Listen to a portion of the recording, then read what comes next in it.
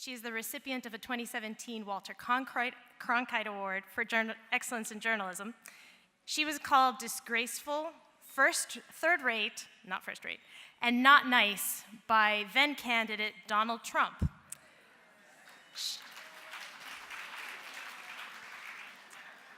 She reported on and took flack from the most captivating and volatile presidential candidate in American history at some rallies, including here in Miami at a memorable news conference, if you've read her book, in Doral, and later at a rally at Bayfront Park 6 days before the election last year, where he called her out by name and some in the crowd turned against her.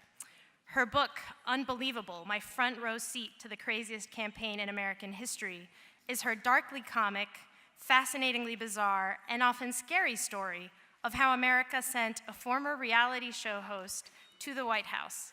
It's also the story of what it was like for Tur to be there as it happened, inside a no-rules world where reporters were spat on, demeaned, and discredited.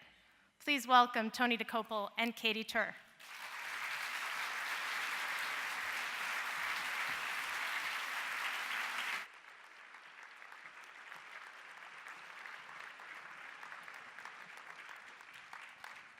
Hello, hello. It is true, I am Mr. Katy Tur. And if anyone didn't get the joke, that is a reference to the fact that we are husband and wife in addition to being colleagues in the world of journalism. Thank you. I wanted a softball interview. And it is of recent vintage, only 3 weeks old. And I will hope to avoid, which means there are no marital issues to work out here on stage yet. It's too new for that. I was hoping to get a sense from the audience of how many people here already have read the book and how many have not. How many have read the book?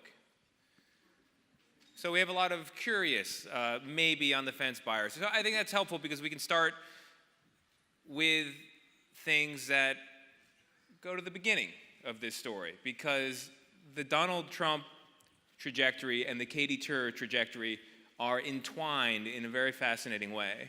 And in the very same way that he is a political neophyte who made unexpected progress in his primary campaign and became president, Katy here was not a political reporter when all this began. So could you tell the nice people what it was that you were doing? I reserve judgment on whether they're nice until after they buy the book. Buy the book. So I was a foreign correspondent for NBC News. I was living in London, and I just came back to New York for a couple days to remind my bosses that I exist, because they have a tendency to forget you when you're overseas unless there's some major news happening, and it happened to be a slow period.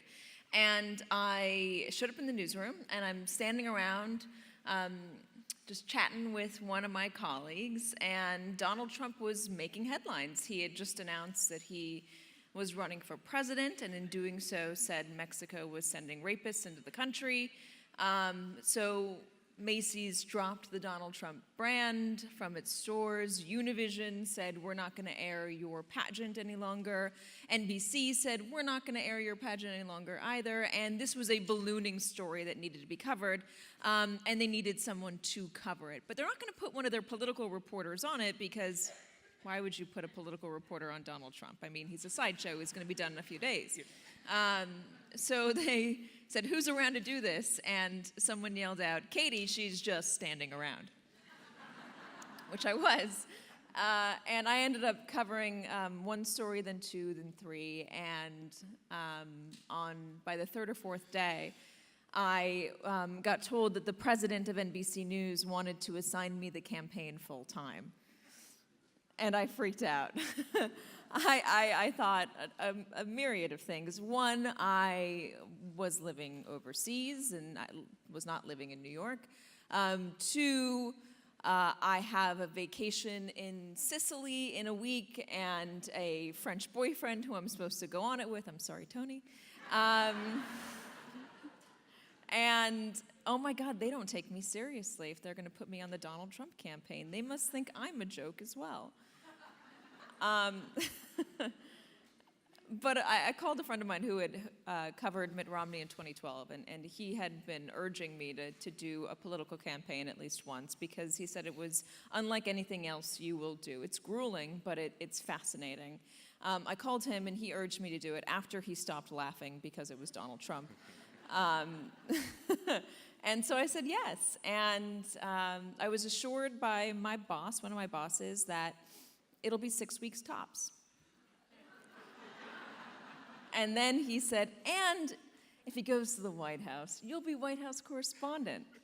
He starts laughing, steps into an elevator door, and the elevator door is shut. The important thing to It was cinematic in its moment. And you know it's not an important assignment when the conversation takes place in a hallway as elevator doors shut. Yeah, this wasn't a come to my office Please assignment. sit down. In the beginning, Trump was having gatherings that would later become the spectacular packed rallies that cable networks would carry in their entirety, but they were much, much smaller. And you were actually at, I think, the very first one, or one of the very first ones in New Hampshire. Could you talk a little bit about that, and in contrast to what most of us have seen later, and also the interesting way in which Trump and you seem to be in a dynamic from the very beginning? So the first rally that I went to was one of the first Donald Trump rallies, and this was around a backyard pool at a private home in New Hampshire. There was about a couple hundred people. Remember, at this time, nobody was taking his candidacy seriously. They thought that he was just trying to get some attention, and it was confusing because brands or companies were dropping him. Why was he trying to get all this negative attention? So the assumption was he wouldn't last to the debates, and even if he did, he would get laughed off stage, and he probably wouldn't want to release his financials since he's so notoriously secretive about his money. So at this backyard pool, where there were only a couple hundred people, it mostly was just people wondering what in the world Donald Trump was doing. I mean, he was on stage rambling. He had no coherent thread for why he was campaigning, except for I want to build a wall, and I believe that Mexico is sending rapists. And the media didn't caveat me with some are good people. And I get more standing ovations than anybody. And Katy, you're not paying attention. In the middle of all of it. In the middle of all this, and I remember thinking, I presumed he wasn't even talking to me because I'd never met him, I'd never shared the same air as him. There was no reason in my mind for Donald Trump to know who I was. And my producer gave me a hard nudge because the entire place is looking at me as is Donald Trump. And I just yelled out, I'm tweeting what you're saying, which I was doing and which he approved of because he said I was doing a good job, and then he moved on. But that became the dynamic between the two of us, and that was the very first day, him calling me out while he was on stage, either for work that he approved of or more often than not work that he disapproved of. Why do you think he took a particular interest in you from the beginning? I think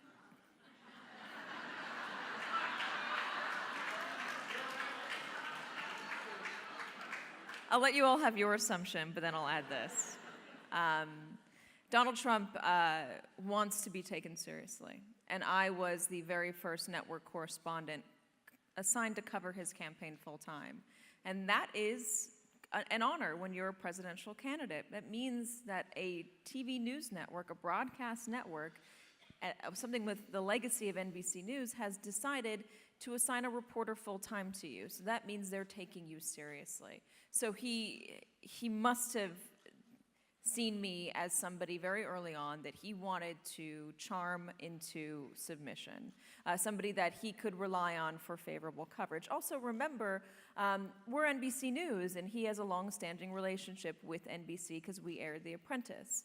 And then there were large swaths of time before any other correspondents were assigned to cover him full-time. So I would go to cities across this country where I would be the only recognizable face in a room for Donald Trump. Other reporters that would come up to him for interviews were mostly local reporters, and he didn't know who they were. So we ended up engaging one-on-one quite a bit, and he came to pay much more attention to my reporting than he probably would have had I started the campaign in December or January when there were more correspondents. So in the beginning, you stayed in the US and you gave up an Italian vacation, a French boyfriend, a beautiful apartment in London, a job as a foreign correspondent, which holds a great deal of cachet, is exciting, involves a lot of airline miles, to follow Donald Trump, a person at that time virtually everybody in the political world considered to be a joke. Why would you give up so much to cover what appeared to be so little? I'm still struggling to figure that out, and you know, Tony, because I wasn't in the picture at that point either. Every few weeks, I look at you and I say, we really need to move back to London. It's true. I love that job. It was the dream job for me, a foreign correspondent, the pinnacle of my career. I mean, being a foreign correspondent for a legacy news network is an extremely coveted job. I mean, you get to travel the world, you get to meet people you would never get to meet, and you get to do it while somebody else pays for it. I mean, it's perfect. But did you see something in the beginnings of Trump that made you think this is going to be worth it? Or this is going to be important? Initially, it was a 6-week assignment, so I figured there was nothing to lose. And as it continued, he became, I guess, more captivating, fascinating. I mean, this was a roller coaster, and I wasn't about to, get off the ride. Nobody understood what he was trying to achieve or why so many people were so excited by him, and people are still trying to figure that out to this day. And I got to see it and try to understand it myself. And I wasn't going to say no to that. And also, being overseas, again, when it gets slow, you can tend to be forgotten. And there's a line in the book where, well, I was very happy overseas. It's a quote, from another person saying, "Why be happy when you can be great?" And that's kind of what I was thinking in that moment. I have an opportunity to do something great, to make a mark, to see history unfold before my eyes. It's a cliche, but that's really what a lot of us get into the business to do, to watch history in the making. And Donald Trump, love him or hate him, was history in the making. He was upending every norm. He was defying political gravity. He was pissing people off, and he was exciting so many others. But everybody thought that he was going to plummet after a certain point, after Iowa, after the fall. There were all these lines in the sand that the political prognosticators would say, after that point, it's a cliff for him. You, and I can attest to this because I worked for NBC and MSNBC while she was covering Trump, and we met in the makeup room. We met in the makeup room. You were a lone voice of skepticism against the political opinion that he was going to burn out and crash. Why were you so confident as a political neophyte on those calls, those morning editorial calls, to say, something is happening here? I wasn't confident. I mean, I started out with a bit of a pipsqueak voice. What were you seeing? What were you seeing that made you think? There was enthusiasm and there was devotion in a way that the other political candidates were not receiving. I mean, he went after John McCain.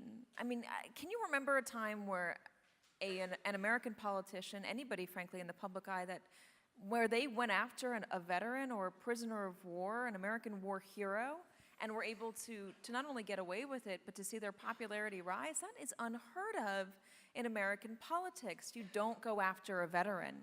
You just do not do it, especially within the Republican Party. You don't do it. And Donald Trump did, and he got disinvited from a bunch of Republican events, but his poll numbers went up, and a few weeks later, when he went to Mobile, Alabama, 20,000 people showed up for him in Mobile, Alabama. He said it was 40,000. He was lying. It was 20,000.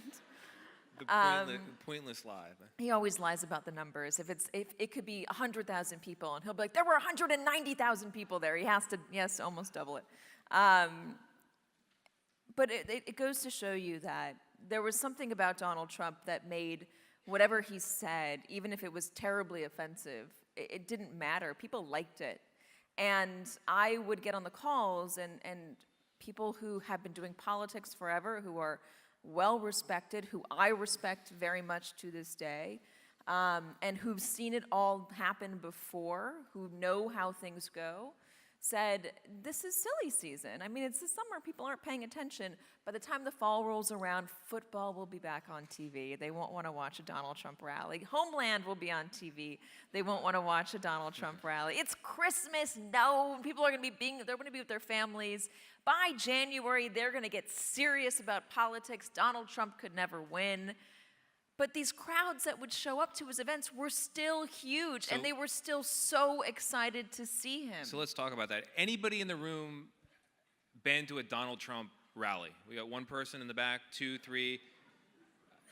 I would say fewer than 2% of the audience has been to a rally. So for the sake of the 98% of the people who've only seen it on TV, what is it like to be in the middle of a Donald Trump rally, and really the middle, caged in with the other journalists? Well, first off, a lot of the time when you're watching a rally on television, something he'll say will sound very offensive, and you'll presume that the room is not with him. Oh, this is where he crossed the line. Maybe the cameras aren't picking up the audio in the room, or they're just focused on him, and you can't tell what's happening and how people are responding. And there were multiple instances of this where he would say something like, there was a crying baby, and I'm like, get the baby out of here. And he was clearly joking, but on TV it didn't really ring that way. Or if somebody tweeted something, it's not how it read. But he never lost any room that he was in, except for one time. He never lost any room that he was in, even when he was saying truly wild stuff. He was calling Ben Carson a serial liar and making some sort of comparison to a child molester in the process, and making fun of him for the belt and the stabbing. And it was unbelievable in the moment, even to the reporters. We were like, what in God's name? I caught myself. What in God's name is Donald Trump doing? I mean, can he get away with this? I remember calling the Today Show, and it was late at night, and saying, you've got to cover this in the morning. This is crazy. He did this and that and this, and people don't care. And they don't care, they like it. And these were Ben Carson supporters, too. They were people who were saying, I'm deciding between Donald Trump and Ben Carson. And people who were like the evangelicals in Iowa, who really looked up to Ben Carson because he's a leader in the evangelical community. And Donald Trump was just eviscerating him and calling him names and calling him a liar. And we talked to them afterwards, and they were like, well, he's got a point. And so, he just defied all of the odds. So my point is, these rooms were always with him. And it wasn't just the Trump rallies. It was people that I would meet in diners, in gas stations, in airports, cab drivers. Cab drivers became my bellwether for how well Donald Trump was doing. And I could tell you cab drivers in New York City, cab drivers in Washington, D.C., cab drivers in Miami, cab drivers in, all the states. I'm blanking on the specific one. St. Louis, they generally, in North Carolina, 9 times out of 10, were Donald Trump supporters. So all walks of life, too. For those who don't know, Katy's book is a memoir. It is not an effort to tell a complete story of the inside workings of the Trump campaign or of the whole election. It is her perspective on all of it and what it was like to be her for 510 days on the Trump campaign. And because it is a memoir, I'd like to hear you talk a bit about how you thought about covering Donald Trump and how you dealt with the criticism his camp put on you and your colleagues, and whether any of the criticism of the media that the Trump campaign currently pursues and still pursues is fair. I think you watch my TV show too much, because you just asked me 7 questions in one. Well, no, because you committed the I ultimate reject sin. the criticism. We're now a cable news show here. We're going to debate it. Just ask the first question. Ask the first question. Well, how did I? Do you think you covered Donald Trump fairly and accurately, and how did you think about that coverage? I think I covered Donald Trump fairly and accurately. I think I was tough on Donald Trump day in and day out, and which is part of the reason why he kept calling me out on stage. I think he deserved tough coverage. I think anybody who runs for president deserves about as tough of coverage as you can give them, because they are running to lead this country. And you want to be as thorough as you possibly can be, both on the Republican side and the Democratic side. Independent side, doesn't matter. That person needs to be fully vetted by the press, even if it makes you uncomfortable because it's your chosen candidate. So I think I did it fairly. And it was difficult because he would say things that were demonstrably untrue over and over and over again. And then there were times where he did get treated unfairly in a certain rally or from a certain perception, and we would have to go on TV and say, no, he really was joking, and let me tell you what was happening in the room, because it wasn't read well didn't read correctly on TV or online.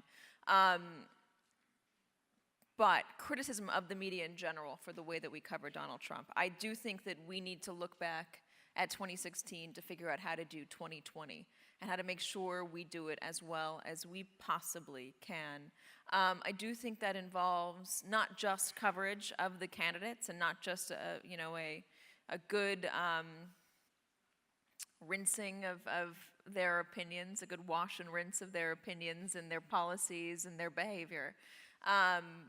But also covering the voters a little bit more. I think we could have done a better job talking to people every day, and not just talking to people, putting them on television every single day, and talking about the issues that they cared about in their communities, because all politics are local, and each community was voting based on what they wanted to change in their community, and that's why so many unlikely voters for Donald Trump came out on November 8th, in places where you expected a Democrat to win, places where Obama won twice. People who voted for President Obama twice ended up voting for Donald Trump because of economic issues. And they decided willfully to ignore all of the outrageous things he said and did because they were looking for the hope and change that they were promised the previous 8 years. They didn't see it happening in their communities. They didn't see their quality of life improve. And there was a feeling like Donald Trump might,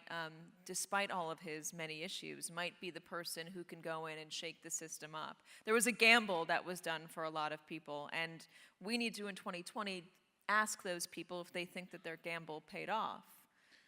I covered Trump rallies on the outside, covering the voters who were going in, and there was a time when the outside of the rallies were so violent that riot police were routinely a part of the control, where fights would break out, where ugly, ugly things were yelled. And then on the inside, it sometimes seemed it was even worse.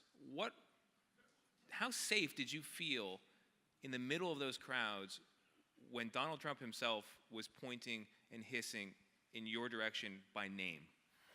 You compartmentalize. You covered one rally, I think, on the inside while I was hiding in Miami for a day. Oh, there. You compartmentalize. You tried not to let it get to you, and people would come up to the pen and scream obscenities at us day in and day out. They would call us names, call us liars, say that we should be harmed physically, spit on us. I mean, any sort of behavior you can imagine that happened towards the press. And there were times where we were all more guarded towards the end of the campaign than we would be, a little more on edge than we would be, because you just can't help it.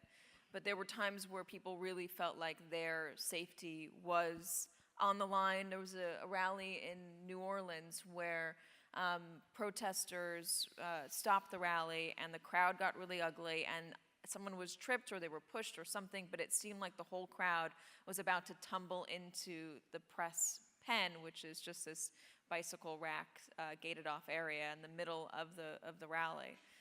So that was one moment. There were a number of moments, but the one that comes to mind and I write about in the book was the Muslim Ban Day from December 12th, 2015. This was in South Carolina, Pleasant, South Carolina, and we're in the belly of a World War II battleship. To give you an idea of what was happening at that time, a few weeks earlier, San Bernardino had happened, the terrorist attack in San Bernardino. And in response to it, President Obama gave a speech on terrorism to the country. And the following day, the following Monday, Donald Trump is not dominating the headlines because we're talking about President Obama and terrorism. And he comes out midday without any sort of warning, without any sort of heads up, and makes an announcement through a press release that says he wants to ban all Muslims from coming into the country. And we had interviewed people that were waiting to get into this rally to find out if they felt it was a good or bad idea. People presumed that this was just a bridge too far, that this was going to sink him. He couldn't possibly try to ban an entire religion of people from coming into the country. It's anti-American.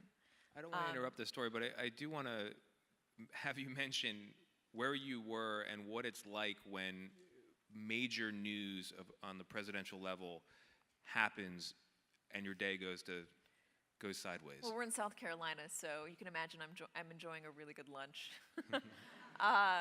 One of the, there were few and far between. So we were just coming back from lunch at a great place in South Carolina, stuffing ourselves with delicious fried food. We went back to the hotel, Ali Vitali, my Donald Trump embed for NBC News. And if you get the book, you'll understand what that means. And we ran into another one of our colleagues who was on his computer, and the email from the campaign popped up on his computer 30 seconds before it came to our phones. And his face just turns white and his jaw drops. It's cartoonish, and he starts laughing in that uncomfortable way you laugh when you just can't believe something's in front of your eyes. And Ali and I looked at him and said, "What in the world are you looking at? Tell us." And he's like, look at your phones. And so we start furiously refreshing our email, and then this comes over. Donald J. Trump is announcing a ban on all Muslims. And no sooner did I have the phone in my hand and read it than my phone started ringing. It was MSNBC saying, "You got to go live." She describes the phone as a shock collar in the book. It kind of is. And if any of you were watching cable news for the campaign or MSNBC, you'll know that we were on TV constantly, every single hour on the hour. And this was one of those blessed days where I had a 3-hour break so I actually could eat lunch. And my phone rings, and they said, you got to get on TV and walk us through this. And I'm like, I don't know anything about it. I mean, I just got it on my phone. I haven't had a chance to call the campaign. I got to call my sources. But that doesn't matter when you're in the world of 24/7 news coverage. They need you on TV immediately. They need you trying to explain even the unexplainable. And so I call in, and Kate Snow and I found this old tape. Kate Snow and I talk for 10, 15 minutes trying to figure out what this statement means and how it might affect Donald Trump's campaign, or how might voters respond to it, or how might the Republican Party or the Democratic Party or the political establishment respond to it. We're tap dancing. And just coincidentally, MSNBC had come out with a poll that day that showed that Republican voters, the thing that they feared the most, their biggest fear, was being the victim of a terrorist attack. So there was that, and how is that going to sway Donald Trump supporters' opinions? Where has Donald Trump been before this? Why would he be doing this at this particular moment? Blah, blah, blah. So we rush to the venue, do these interviews with supporters outside, and then go inside to wait for Donald Trump to arrive. And people are angry. They're scared. As I mentioned, San Bernardino had just happened. And Donald Trump had been saying and was saying with this announcement that the Obama administration wasn't vetting people. They weren't vetting people who were coming into the country, and that's why these terrorist attacks are happening. They're going to happen more often. Muslims are building bombs in their living room. Their Muslim neighbors aren't telling the authorities about it. They are hiding them. And the media is complicit because the media isn't reporting on it. They are not reporting on the failures of the Obama administration. So the room was scared, the room was angry, and we couldn't find anybody who thought that this was a bad idea. The most we got was, "I've got to think about it." On the other end of the spectrum, it was, what would be even better would be if we deport all Muslims. And at the time that Donald Trump is making this announcement, he's also conducting a Twitter feud with you and another reporter. Yeah, he was upset about tweets that I sent out, literally tweets that I sent out a few days earlier at a rally in Raleigh. Say that 10 times fast. A rally in Raleigh. There are funny points in the book. It's not just serious political stuff. There's some funny moments. Where a bunch of protesters got organized, and they kept interrupting his speech over and over and over again at like 5 to 10 minute intervals, enough to where he abruptly stopped talking and left the stage to shake hands with people. And I said this on Twitter, and he was furious about it. Hope Hicks sent an email saying, "Mr. Trump thought your tweets were disgraceful. Not nice. Best. Hope." And after she sent that email, he followed up by going online on his Twitter feed and tweeting out that I'm a liar and I'm dishonest and I should be fired, in a series of, I think, 5 tweets, something like that, 5 tweets. And so my Twitter feed is full of people calling me a liar and saying I'm disgusting and making fun of me and my family, and also death threats. So when you're, and it jumps from the digital world to the real world in the belly of that battleship. So we're in the belly of the battleship sorry, we're jumping around, hope you're following. As Donald Trump is getting on stage to make this announcement, this Muslim ban announcement, and it is, the atmosphere is tense. I mean, it's a tinderbox. You throw a match in and the whole place would light on fire. It is I don't want to say a scary room, but it's the kind of room where it's best to keep a low profile. So I'm like sitting on the platform where the cameras are. The cameras are all above. So I'm just kind of keeping my head down because he had called me out. I didn't want to be visible, or I didn't want to be as visible as I normally am standing in front of the camera. So Donald Trump takes the stage, and he starts with his poll numbers, as he always does, and before he gets to the Muslim ban, he starts talking about the media, and then he's saying what a lie it was, as if the room knew what he was talking about. What a lie it was from Katy Tur. She's back there, little Katy. And he's pointing. And I'm like sitting right here. And the speech is live on every cable channel. Yeah, because it's the Muslim ban day and everyone's trying to figure out what was going on, so it's live. And the entire room, thousands of people turn at once and start booing at me, screaming in person, saying the things that they were saying online, but saying them to my face. And it was nerve-wracking. My phone again starts going off like crazy, not just people on Twitter, but my colleagues and my bosses and my mom saying, "What in the world is happening?" Because she's watching it on television. "Are you safe? Are you okay?" I mean, she's concerned. But I turned my phone off. I put it down. I put it over here because I got a job to do. He's making a major announcement. How do you keep doing that job when that kind of attention is so here's being how directed on you? I've learned at this point, because he had gone after me so many times, I'd learned at this point that in order to diffuse the situation, you smile and you wave. So I did that. I smiled and I waved at this angry crowd. And eventually they got bored of screaming at me and they turned around. Were you personally angry at Donald in Trump the moment, himself for endangering you in that way? In the moment you let it go, because you have a job to do, especially on that night. You let it go. You have a job to do. That's what I just kept doing. I'm not a part of the story. Let it go. I knew that would make me a part of the story. I was frustrated by it. I didn't want to be a part of the story. I did not want Chris Matthews to ask me about it on TV 2 seconds later, which he did. Although it is true that she kept... The stories in the book are not stories that were told live on MSNBC. You saved all of them and put them in this volume. And before we go to questions from the audience, and speaking of doing your job, I love the fact that you were one of the first people in America to know about the Access Hollywood tape, the grab them by the P tape. So much more interesting today, isn't it, than it was even a year ago?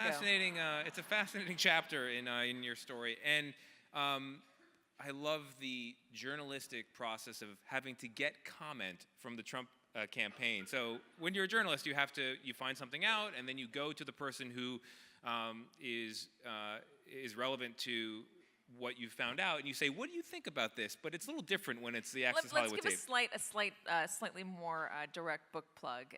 Yes, this book is about the campaign, which many of you all followed and saw.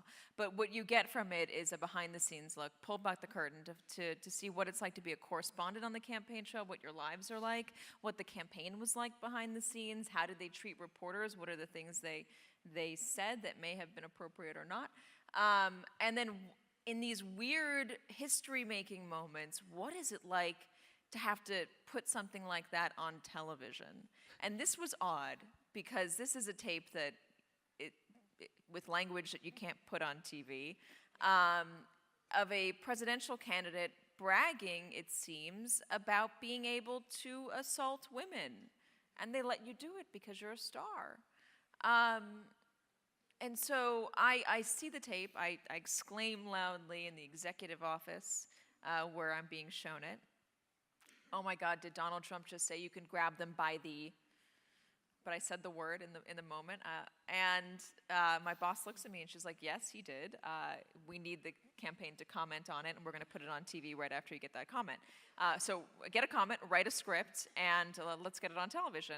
And so I email Hope and Jason, and the email is Hope Hicks and Jason Miller, who are the communications team on the Trump campaign. And the email, word for word, is in the book. And it's something like, Mr. Trump said you can grab them by the, and he also talked about effing a married woman, and word for word the things he said.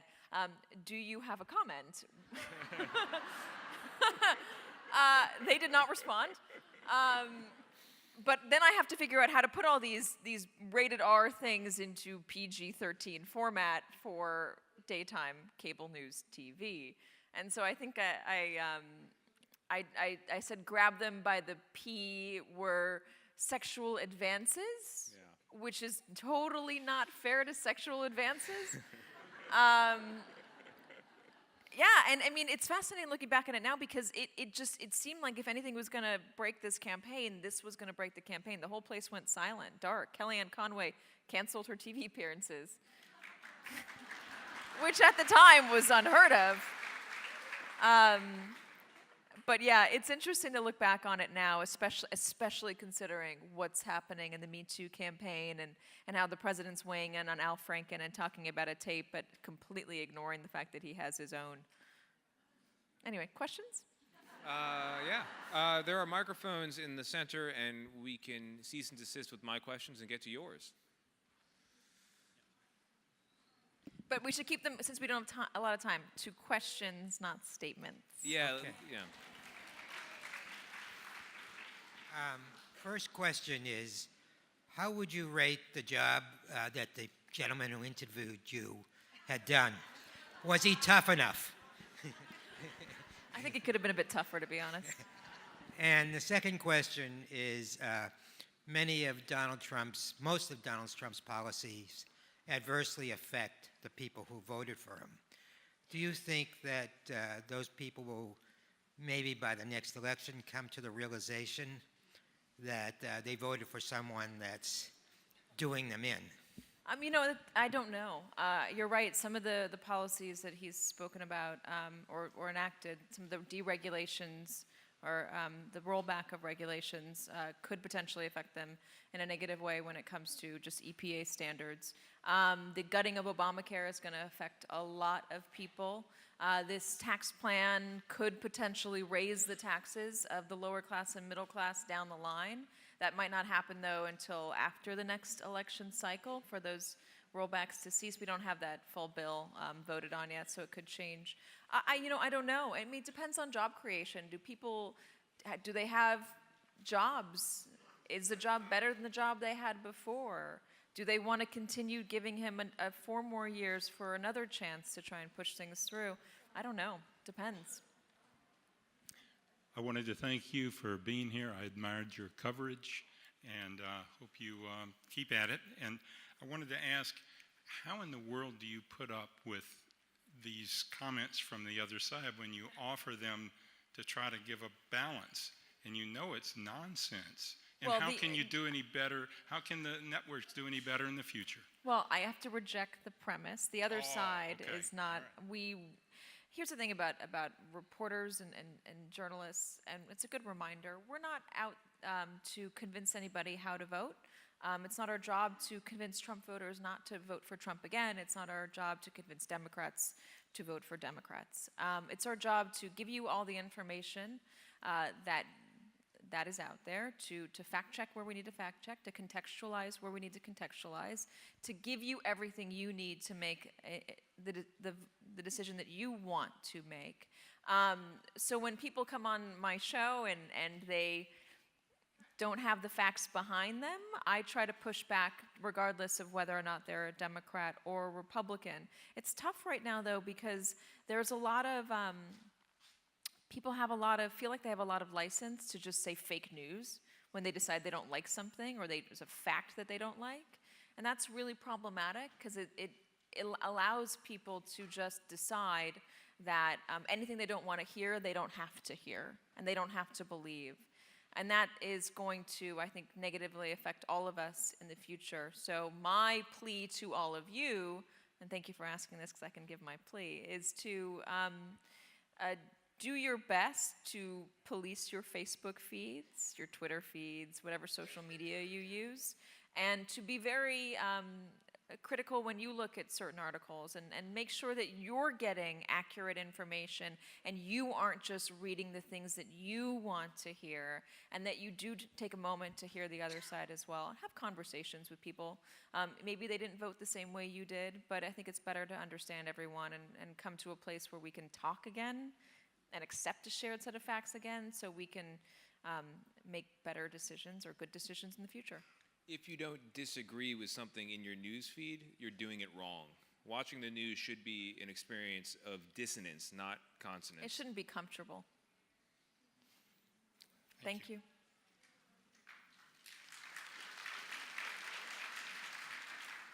Sometimes I watch the daily press meetings with Sarah, and I'm wondering, I just want to get up and like strangle her.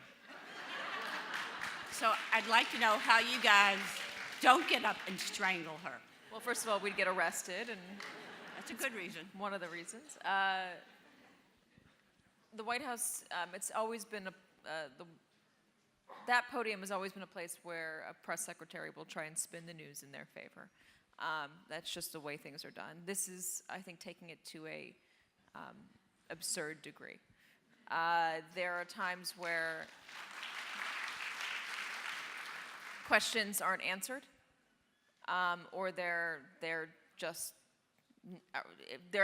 either she says I'll get back to you and she never gets back to you, or she just makes it about the Democrats suddenly, even though you're asking about Donald Trump or the Republicans, or she's denying things that he has said. So yeah, it's extraordinarily frustrating. I wonder how valuable those briefings are, personally. Thank you. We're You're in the same welcome. boat then. What? We're in the same boat. I think every time somebody spins, it's not great for anybody. I believe the no spin zone is available as a slogan. Hi, so I'm a journalist student, and I read your book when it first came out, and you mentioned that you never had a background in political journalism, that you started out as a weather girl, and that kind of helped you cover Donald Trump better because you didn't have that background in DC punditry.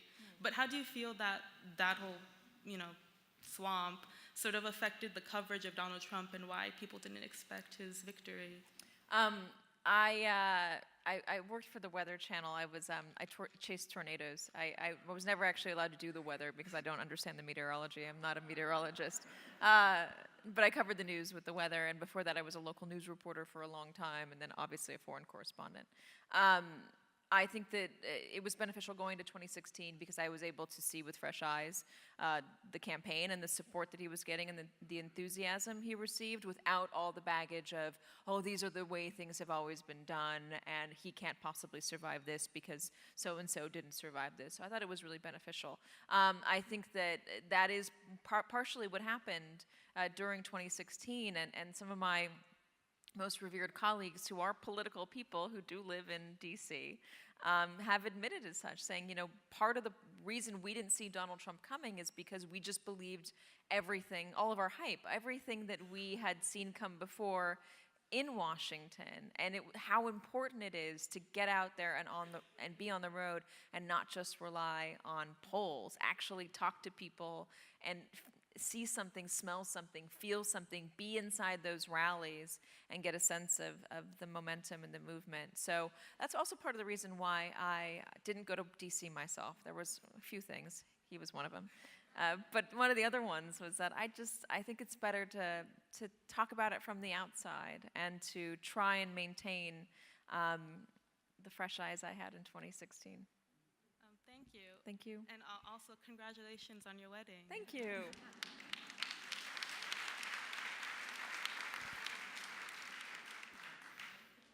Hello, I'm Marsha Reisman, and it's a pleasure to meet you. I've been watching you since you started, and it's really fun to see you in person. You've developed into a really wonderful news reporter. It's very good. Go back to Sunday, November 6th. Okay. That morning on all the news stations, everyone was reporting that it was Hillary's to lose. Hillary, that's interesting. It was Hillary's to lose, and the percentages of her winning were across the board 60, 70, 80, all the way up to one ABC reporter said 98%. What happened? I should watch NBC. What happened? What happened? I mean, I think she wrote a book called What Happened.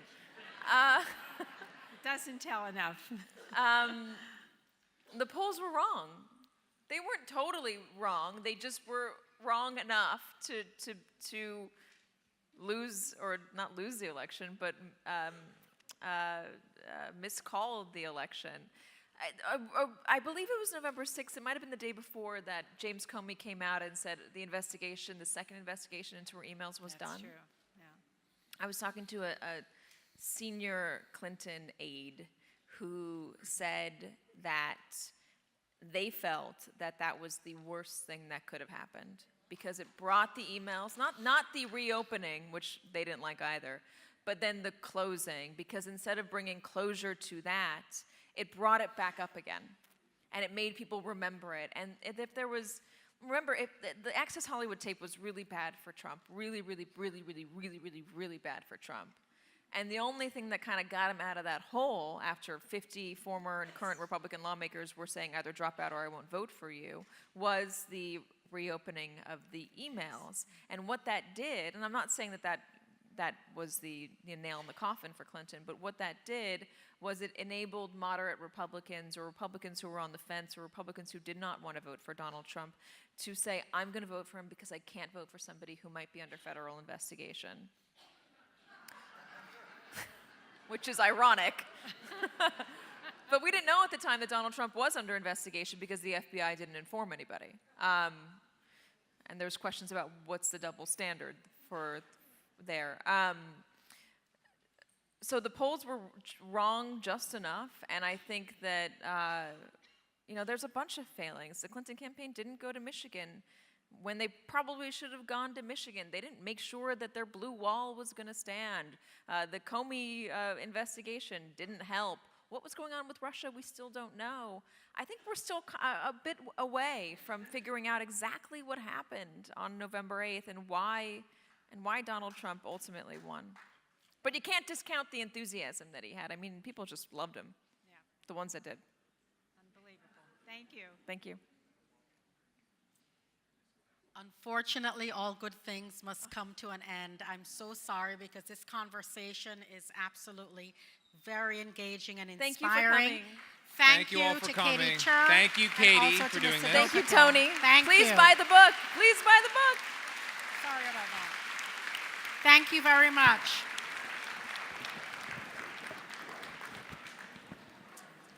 And you can see Ms. Tur outside on the other side of the elevators for autographing of her book. Thank you.